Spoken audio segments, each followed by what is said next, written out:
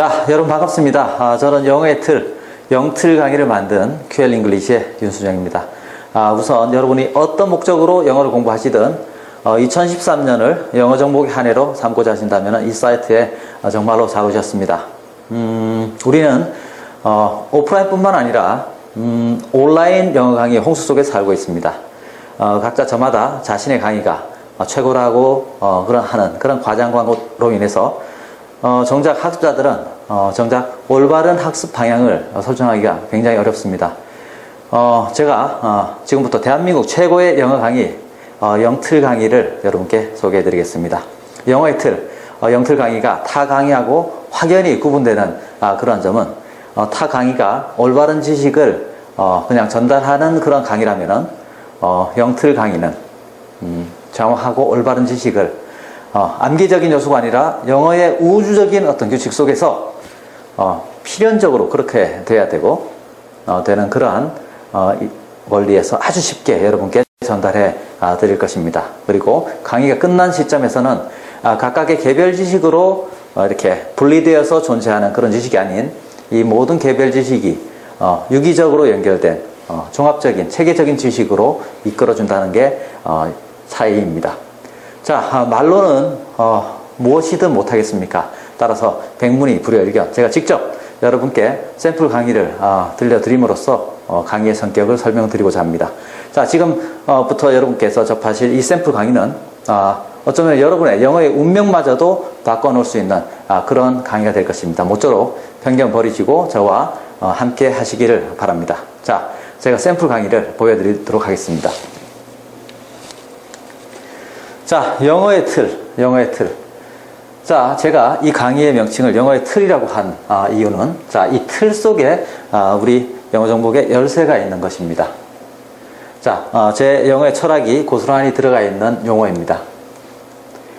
자, 여러분께서 어떤 목적으로 영어를 공부하시든 그것이 문법이든 독해든 회화나 작문, 표현 능력 향상이든 또는 각종 시험이든 가장 먼저 우리가 해야 될 일은 먼저 영어의 틀을 세우는 것입니다. 여러분이 만약에 문법이 지금까지 굉장히 어렵고 암기적인 요소라고 생각하셨다면 영어의 틀 강의로 인해서 그런 편견은 깨어질 것입니다. 영어의 틀 강의 이후에는 문법이 이렇게도 쉬울 수 있구나 라는 것을 여러분께서 체험하실 것입니다. 독해, 회화나 작문, 각종 시험, 어떤 목적의 영어도 가장 먼저 해야 될 일은 튼튼한 영어의 틀을 세우는 것입니다. 자, 우리의 독해든 회화든 이 문법을 제가 암기식의 문법으로 여러분께 설명드리지 않고 영어의 우주적인 규칙, 뉘앙스를 설명드리기 때문에 영어의 틀 하나로 인해서 모든 것을 해결할 수 있습니다. 자, 여러분들이 어떤 시험을 준비하시든 그것이 내신이든 수능이든 토익 토플이든 또는 탭스든 공무원 시험이든 어떤 목적의 영어 공부를 하시더라도 가장 먼저 해야 될 일은 영어의 틀을 세우는 것입니다. 자, 여러분이 만약에 어떤 특정 시험을 준비한다 그래서 그 교재를 바로 틀이 갖춰지지 않은 상태에서 바로 공부를 한다면 그것은 낚시질로 물고기를 잡는다면 영어의 틀을 쌓고 나서 각각 해당 분야의 목적의 영어를 하신다면 그 물로 물고기를 잡는 거에 비유할 수가 있습니다.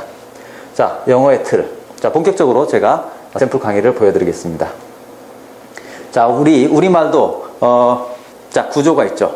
자, 우리는 태어나서 절대적인 시간에 노출되면서 우리가 우리말의 구조를 공부하지 않고도 자연적으로 쓸 수 있지만 우리가 영어도 그런 환경에서 배울 수 있는 입장이 못 된다면은 영어라는 언어가 가진 규칙을 먼저 이해하는 것이 중요합니다. 자, 영어는 이렇게 5가지의 동사가 5가지 패턴을 만들어내서 자, 첫 번째 패턴, 첫 번째 형식은 주어는 동사하다. 두 번째는 주어는 보어이다. 또는 주어는 보어가 되다. 세 번째 형식, 주어는 목적어를 동사하다. 네 번째, 주어는 간접 목적어에게 직접 목적어를 동사하다. 주로 주는 동사가 오게 될 것입니다. 다섯 번째 형식은 세 번째 형식과 가지고는 내가 전달하고자 하는 요소가 다 전달하지 못할 때 보충 설명을 넣어서 주어는 목적어를 목적 보어하도록 동사하다. 이렇게 5가지 패턴의 메시지 전달 시스템을 만들어냅니다. 이것이 바로 우리가 말하는 1에서부터 5형식입니다. 자, 이와 같은 주어, 동사, 목적어, 보어 이런 요소를 영어의 뼈대적인 요소라고 할 수가 있습니다. 자, 뼈대적인 요소. 자, 그런데 여러분이 이제 품사라는 팔품사라는 개념을 접해 보셨을 텐데요. 전부 다 사로 끝나고 있죠. 사. 동사, 명사, 형용사, 부사, 전치사, 대명사, 접속사, 감탄사.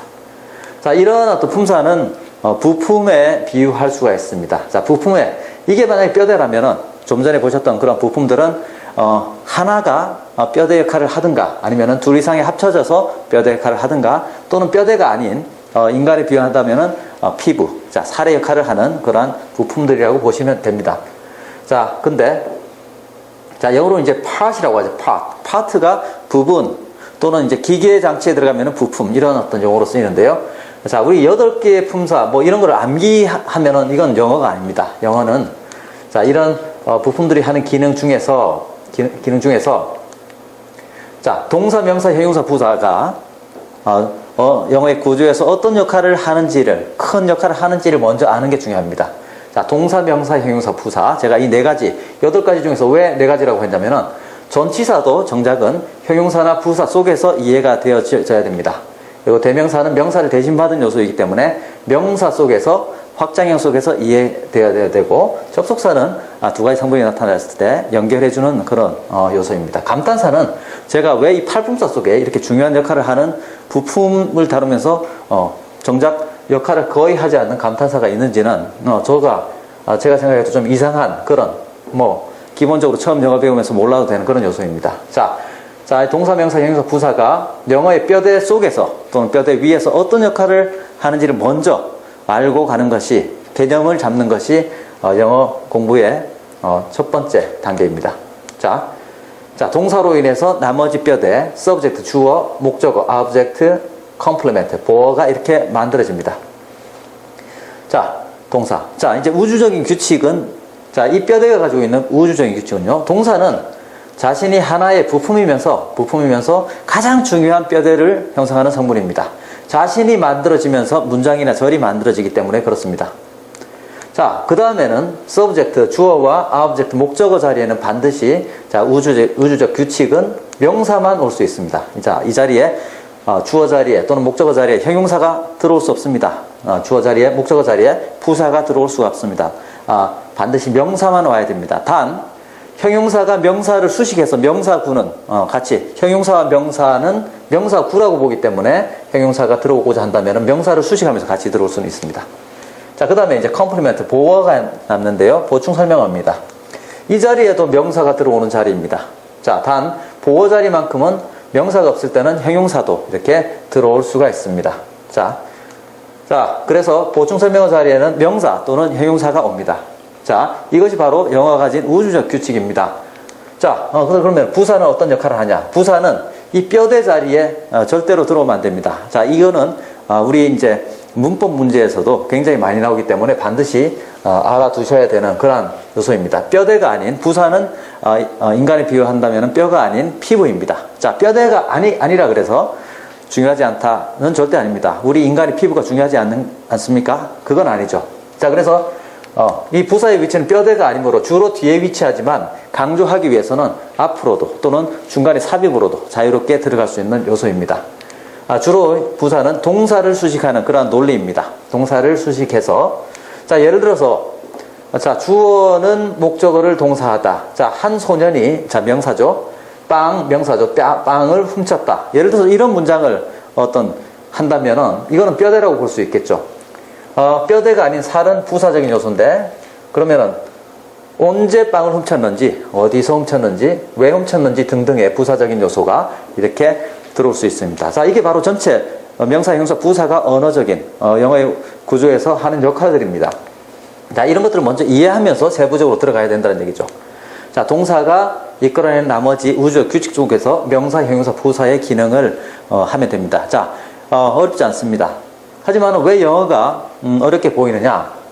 그 이유는 명사, 형용사, 부사가 단어 명사, 단어 형용사, 단어 부사만 있다면은 쉽겠지만은 그렇지 않습니다. 그래서 확장형 개념 하나하나 알아나가야 되는, 자, 명사의 확장형 개념, 형용사의 확장형 개념, 부사의 확장형 개념이 이제 존재하는데요. 자, 그래서 이런 용어를 명사상당하고 명사에 해당되는 식구들을 얘기하는 것입니다. 형용사상당하고 형용사에 해당되는 식구, 부사상당하고는 부사에 해당되는 식구. 자, 이것들을 또 암기를 하느냐? 절대로 암기할 수가 없죠. 이런 것들은 언어는 암기하는 것이 결코 아닙니다. 다만 이런 확장형 개념들이 명사 자리에 들어가서 쓰이는 요소들이구나. 크게 그런 확장형 개념이 있다라는 걸 이해하는 게 중요합니다. 그 다음에 형용사 식구들, 즉 형용사는 명사를 꾸며서 명사구를 만드는 역할도 하지만 이렇게 보어 자리에도 쓰이는 이런 요소가 확장형으로 존재하는구나. 자, 부사도 이렇게 확장형 개념이 있구나. 이게 바로 자, 이렇게 크게 보고 요 요소들을 영어의 틀에서는 하나하나 차근차근 이 개념들을 전부 다 이해를 시켜 드릴 것입니다. 차근차근. 자, 이 요소 전부 다 이해하면 바로 영어가 정복되는 것입니다. 자, 이게 바로 우주적인 규칙이다. 자, 이 우주적 규칙은 제가 영어의 틀 강의를 하면서 시종일관 처음부터 끝까지 반복을 함으로써 여러분들이 강의가 끝났을 때는 자신도 모르게 이런 구조를 알게끔 그렇게 모든 요소가 문법이 이 구조를 벗어나서 우주적 규칙 벗어나서 설명되어지는 그런 문법은 잘못된 문법입니다. 자, 나는 유럽을 여행할 계획이다. 이런 문장을 영어로 옮겨보면서 한번 계속 해보겠습니다. 자, 우리가 우리말을 표현하는 것을 우리말을 영어로 표현한 것이 능동적인 공부법이죠. 자, 이것을 작문하기 위해서는 나는 유럽을 여행할 계획이다. 크게 자, 처음부터 몇 형식을 쓸지는 처음 모르니까 자, 그런 감을 잡아야 됩니다. 주어는 목적어를 동사하다. 요 틀, 요 패턴을 써야 됩니다. 자, 근데 우주적 규칙, 동사는 고유의, 동사가 품사이면서 뼈대임으로 고유 자리고, 자, 주어 자리에는 명사, 목적어 자리에도 명사만 반드시 들어와야 됩니다. 이게 바로 우주적 규칙이죠. 그래서 삼형식의 규칙들을 한번 만들어 보겠습니다. I plan, 주어는 자, plan은 계획하다라는 동사죠. 나는 계획을 합니다. 무엇을 계획합니까? 타동사는 반드시 목적어가 있어야 됩니다. 자, 목적어를 취하는 것을 타동사로 하는데요. 나는 목적어를 계획한다. 그 목적어 부분에 들어갈 부분이 자, 유럽을 여행하는 것을 계획하다죠. 자, 여행하다는 travel이라는 동사입니다. 동사. 자, 근데 유럽을 여행하다는 뭡니까? 나는 어떤 목적어 자리, 명사 자리에 명사를 계획하다는 조금 좀 이상할 수 있습니다. 그래서 나는 어떤 행위를 계획을 한다 할 때는 동사적인 요소가 이 목적어 자리에 담고자 하는 거죠. 자, 그러면 유럽을 여행하다 자체도 뭐 삼형식 구조인데, 자, 유럽을 여행하다를 영어로 그대로 넣어보겠습니다. Travel Europe. 자, 요 자체만도 삼형식입니다. 유럽을 여행하다죠. 자, 유럽을 여행하는 것을 계획하답니다. 자, 여기에 이제 부사적인 요소를 하나 넣어보겠습니다. 이제 유럽을 여행하는 시점, 시간의 정보를 나타내는 올여름에라는 부사적인 요소. 이 올여름에는요, 자, 뼈대는 아닌 시간의 부사적인 요소입니다. 자, 트래블 하는 시점, 이 동사를 꾸미는 수식어구로서 부사는 뒤에 위치시킬 수 있습니다. 자, I plan travel Europe this summer. 자, 이렇게 놔두면은 문장이 자, 우주적 규칙을 따르지 못하는 겁니다. 왜냐면은 자, travel Europe this summer가 이 plan 뭔가를 계획하다라는 목적어 자리에 들어왔기 때문에 자, 플랜이라는 메인 동사의 목적어 자리에 들어왔기 때문에 자신이 주인이 아니죠. 플랜이라는 주인 집에 들어간 규칙을 따라야 됩니다. 따라서 목적어 자리에 명사만 들어와야 되는 규칙을 따라야 됩니다. 따라서 travel이라는 동사를 명사로 고쳐줘야 됩니다.